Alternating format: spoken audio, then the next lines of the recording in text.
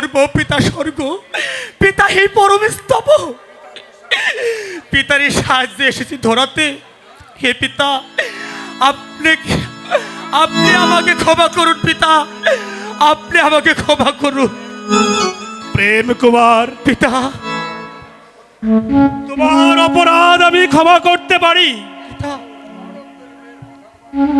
কিন্তু বাড়ির চাকর রমানন্দের মেয়ের কথা তোমাকে চিরদিনের জন্য ভুলে যেতে হবে। না পিতা, না। নচেৎ তোমার ভীষণ বিপদ হবে, ভীষণ বিপদ হবে, ভীষণ বিপদ পিতা, হবে। মন্ত্রী মহাশয়, বলুন রানীমা।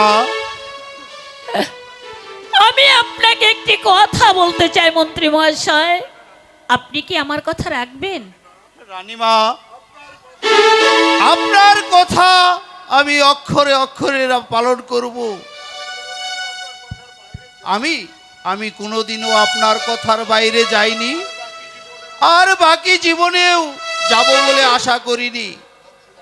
মন্ত্রী মহাশয়, আমার প্রেম কুমারের সহিত আমি ওই রামানন্দর মেয়ে আলমতির সাথে আমি প্রেম কুমারের বিয়ে দিতে চাই। এতে এতে আপনার কি অভিমত? আপনি যখন ইচ্ছা পোষণ করেছেন, তাহলে আমার কোনো অনিচ্ছা নেই রানীমা। তাহলে মন্ত্রী মহাশয়, আপনি আর এক মুহূর্ত দেরি না করে এই মুহূর্তে চলে যান আপনি ওই রামানন্দর বাড়িতে।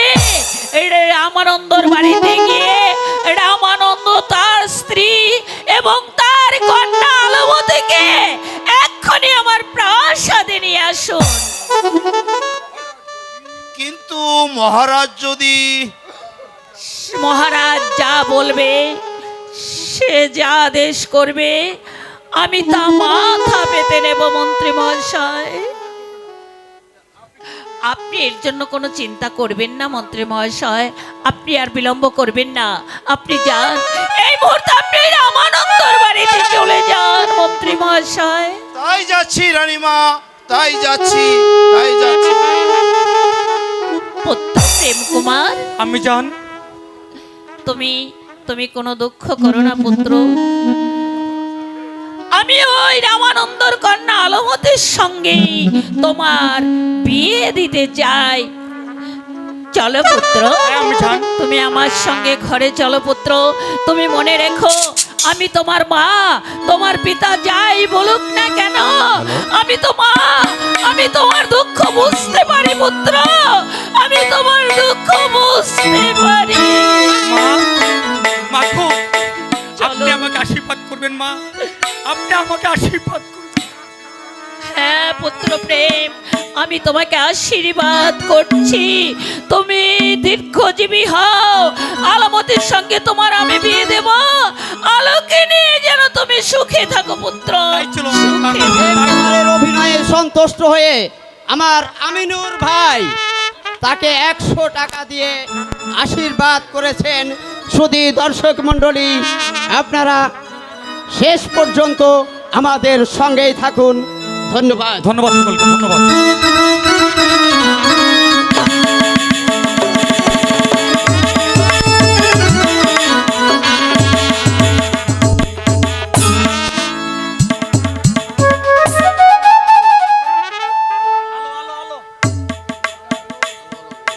রাজার এ কঠোর আদেশ,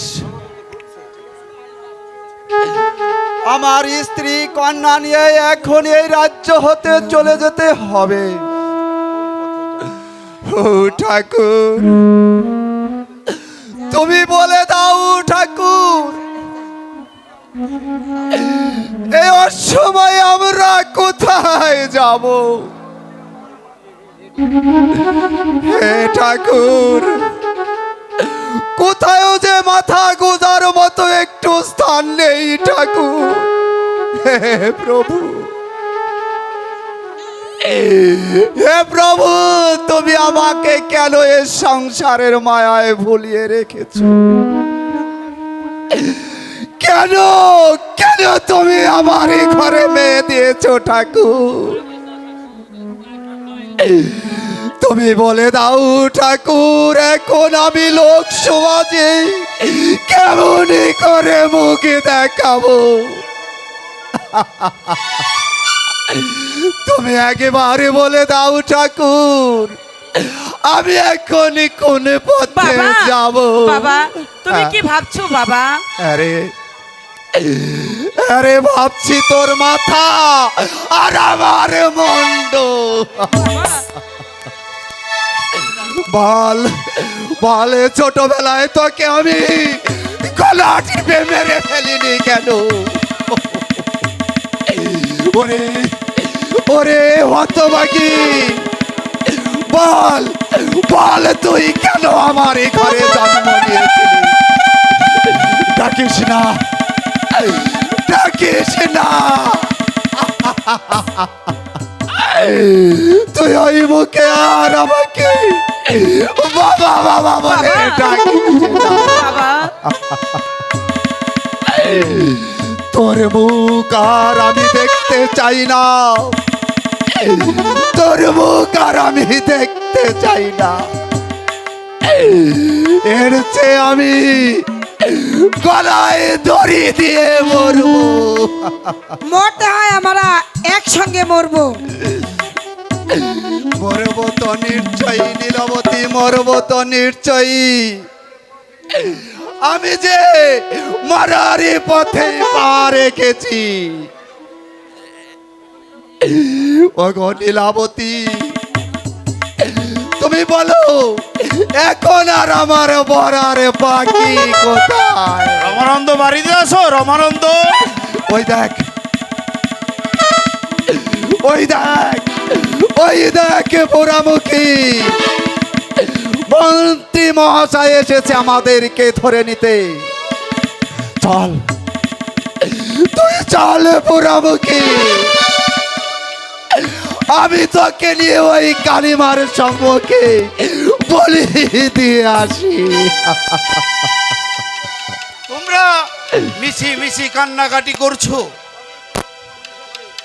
আমি তো তোমাদের ধরে নিতে আসিনি। আমি এসেছি তোমাদের সম্মানের সহিত রাজপ্রাসাদে নিয়ে যেতে। এখনই চলো তোমরা আমার সাথে। চল পোড়ামুখী,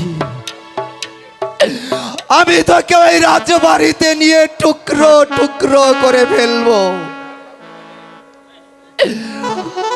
আমার এই কপালে যে কি আছে ঠাকুর জানি না, ঠাকুর জানি না আমার এই কপালে কি আছে। রমানন্দ, মিছে মিছি কান্নাকাটি না করে তোমরা আমার সাথে চলে আসো।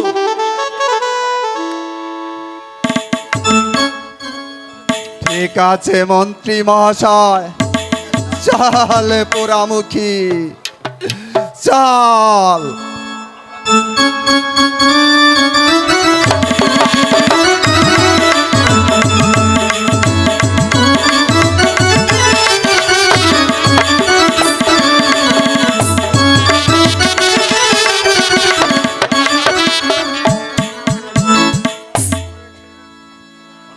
মন্ত্রী মহাশয়কে পাঠানো হয়েছে রামানন্দর বাড়িতে।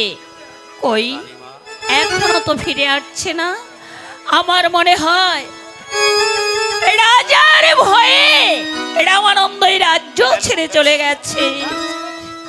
রানীমা, আর কোনো চিন্তা নেই, মন্ত্রী মহাশয় আমি সবাইকে নিয়ে এসেছি। এসো রমানন্দ, এসো। মন্ত্রী মহাশয় বলুন রানীমা। এখন আর বিলম্ব না করে শীঘ্র করে বিয়ের কাজটা সমাধান করুন। রানীমা, আজকালকের বিবাহ তো সম্ভবত আগবাজারেই হয়ে থাকে, কিন্তু এ বিবাহে মহারাজের থাকার কোন একান্তই প্রয়োজন ছিল। আপনি কোনো চিন্তা করবেন না মন্ত্রী মহাশয়। এই পুত্রটা শুধু মহারাজের একার নয়, মনে রাখবেন পুত্র আমারও। মহারাজ যা বলবে তার কৈফিয়ত আমি দেব মন্ত্রীবর।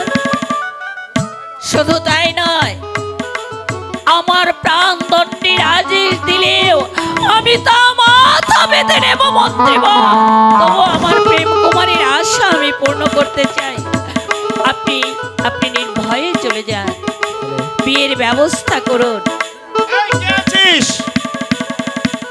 বিবাহের আসবাবপত্র নিয়ে আয়।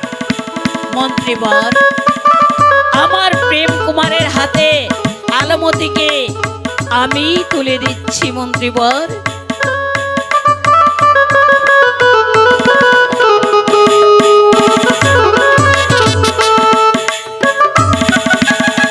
বসো পুত্র প্রেম, বসো এখানে। এসো মা আলমতি।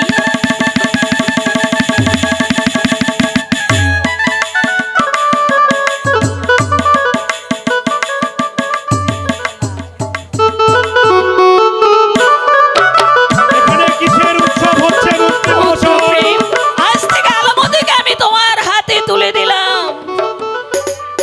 বলো বলো রানী, এখানে কিসের উৎসব হচ্ছে? মহারাজ, আপনি আমাকে কিছু জিজ্ঞাসা না করি বরং রানীমাকেই জিজ্ঞাসা করুন। বলো রানী, বলো কিসের উৎসব হচ্ছে? মহারাজ, কুমারের বিবাহ শাস্তি যা দিতে হয় আপনি আমাকে দিন মহারাজ। না মহারানী, না মহারাজ, শাস্তি যা দিতে হয় আমাকে দিন, কারণ অন্যায় আমি করেছি। তা হয় না মন্ত্রী মহাশয়, তা হয় না। আপনি যে আমার চির বিশ্বাসী মন্ত্রী, আপনি শত সশস্ত্র অন্যায় করলেও আমার নিকট যে আপনি অতি মূল্যবান। আপনি কোনো দুঃখ করবেন না মন্ত্রী মহাশয়। কি এরা আবার কে? ইনি হচ্ছে বৈবাহিক আর ইনি হচ্ছেন বৈবাহিকা। চুপ করো রানী, রাখো তোমার বাচালতা। না, আমাদের কোনো দোষ নেই মহারাজ, মন্ত্রী মহাশয় আমাদেরকে ধরে এনেছে। যাক মন্ত্রী মহাশয়, আমি যার জন্য রাসে প্রাসাদে এসেছি তার দু একটি কথা আলাপ আলোচনা করেই চলে যাব। কুমার এখন ভয় প্রাপ্ত হয়েছে, বিবাহ হয়ে গেছে। আমি এখন বাকি জীবনটা অবসর নিতে চাই। মহারাজ, আপনি কি বলছেন মহারাজ? কিন্তু কোথায় যাবেন মহারাজ? আমি যাব সেখানে যেখানে নেই কোনো মানুষের কলরব, যেখানে নেই কোনো মায়া মমতার লেশ। নিরিবিলি কারণে ভগবানের প্রেম অভিলাষে মহারাজ, করিব গমন। তীর্থ পর্যটনে ঘুরব দেশ বিদেশ। এসো এসো হে পুত্র প্রেম কুমার। পিতা,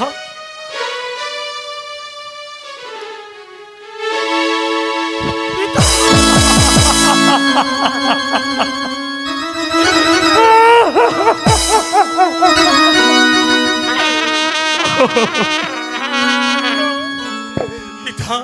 বসো এই পবিত্র সিংহাসনে।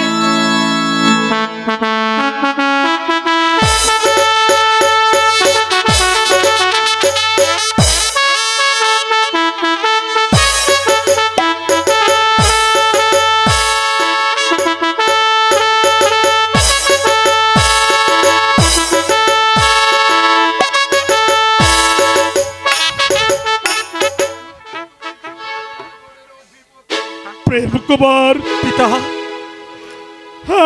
আজ হতে তুমি এই বিজয়নগরের অধিপতি। পুত্র প্রেম কুমার, হ্যাঁ পিতা, রইল রইল আমার 70 কোটি প্রজা বন্ধু। প্রজাদের করবে তুমি পুত্রের মতো স্নেহ। প্রজাদের সুখেই যে তুমি সুখী, আর প্রজাদের দুঃখেই তুমি হবে দুঃখী। আমার কথা তোমার মনে থাকবে কুমার? জি আব্বা হুজুর, আপনার আদেশ আমি প্রাণ দিয়ে হলেও রক্ষা করব আব্বা হুজুর। আপনি শুধু আমাকে আশীর্বাদ করুন, আশীর্বাদ করুন। আমি যেন পারি প্রজাদের দুঃখে দুঃখী হতে, আর এই প্রজাদের সুখে আমি নিজে সুখী হতে। আমি আশীর্বাদ করি পুত্র, তুমি আমার দোয়া নিয়ে পূজা পালন করো নিশ্চিন্তে। মন্ত্রী মহাশয়, বলুন যাহাবনা। কুমার তো উপলক্ষ মাত্র, আপনি রইলেন আমার কুমারের একমাত্র সহায়। তুমি কোনো দুঃখ করো না কুমার। পিতা প্রজাদের নিয়েই তুমি সুখে কাল কাটাও। এই রাজ্য পরিচালনা করো।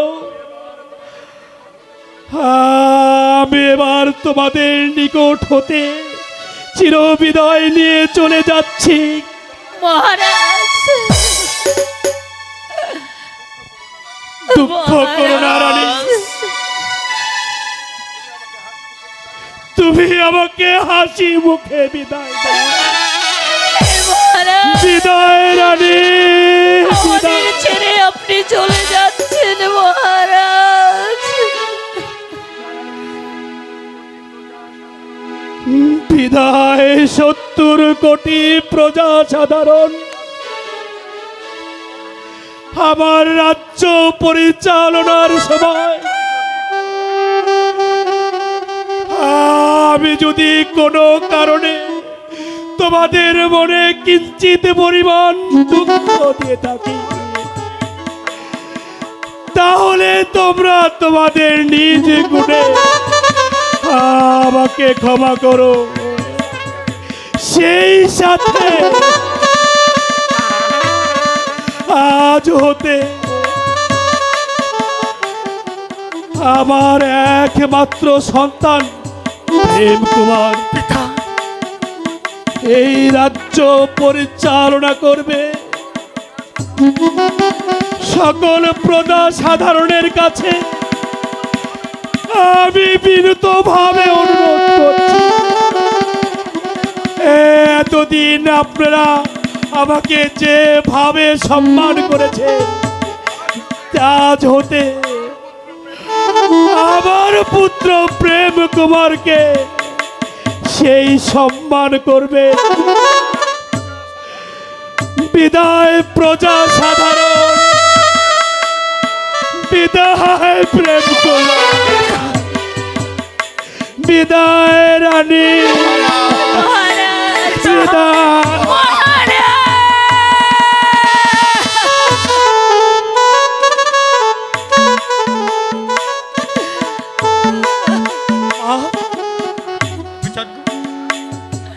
আপনি হার কাটবেন না, আমি চান আজ আজ যে আমার আনন্দের দিন। যাও যাও কুমার, বহির্বাড়ি গিয়ে তোমরা তোমার পিতা মাতাকে সেবা করো। আসুন আসুন বিআই সাহেব, আসুন বিআই সাহেবা, আমরা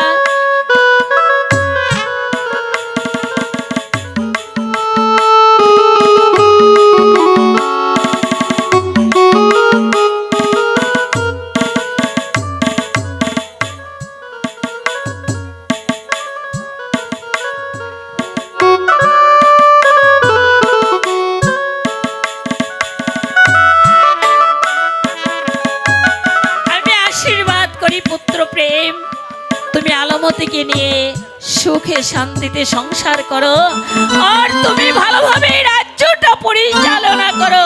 চলুন বিয়ান সাহেবা, আসুন। হ্যাঁ পিতা, আসুন মন্ত্রীবর, এসো পিতা। আলমতি। তাই চলুন আজ মহারাজ। হতে আপনাদের খাওয়া পড়ার ভাড়া আমি নিচ্ছি। চলে আসুন আপনারা।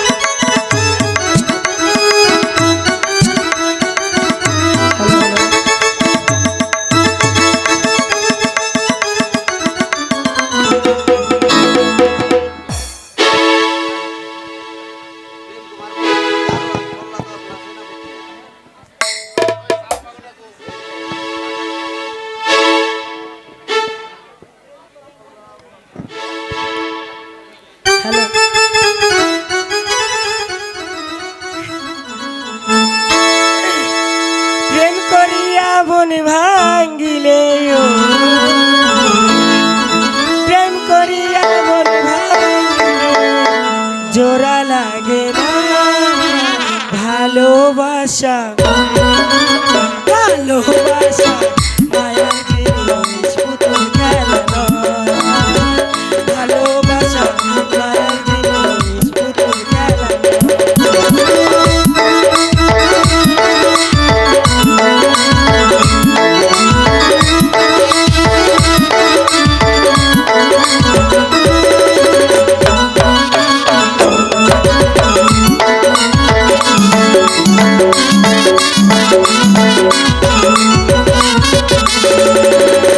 প্রেমিক চাই না বাড়ি গাড়ি, টাকা আর পয়সা, শুধু চাই ভালোবাসা।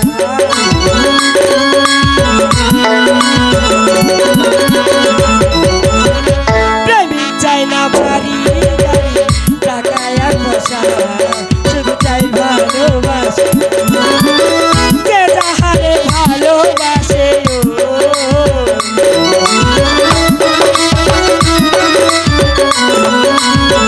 যে যাহারে ভালোবাসে ভুলে যেও না। ভালোবাসা ভালোবাসা মায়ার জিনিস পুতুল খেলা নয়। ভালোবাসা মায়ার জিনিস পুতুল খেলা নয়।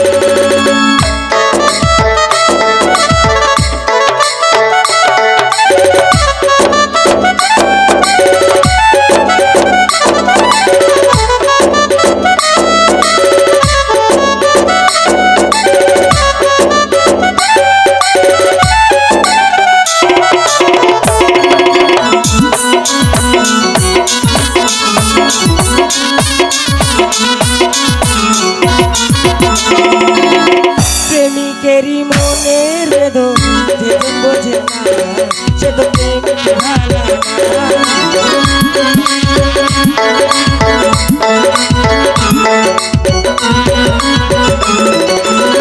প্রেমিকেরই মনের বেদন যেদিন বোঝে না, সে তো প্রেমিক ভালা প্রেম মানে না জাতি ধর্ম ও।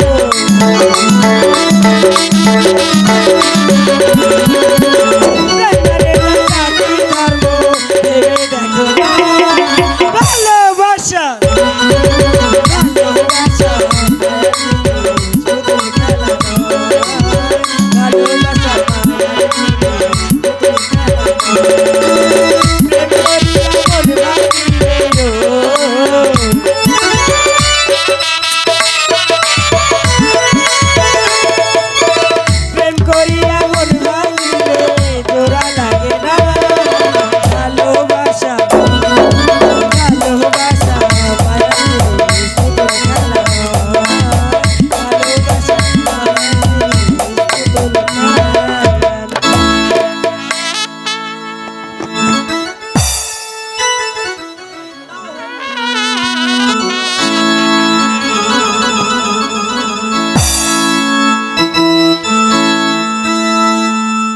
আমি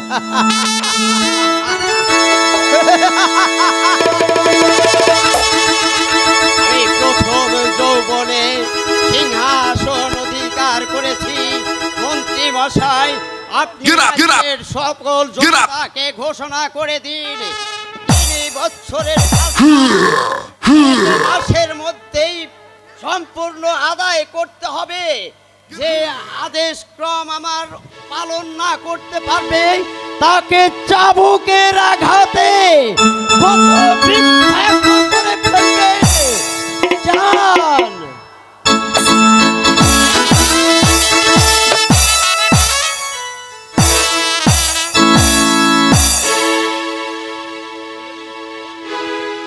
বলো কুমার।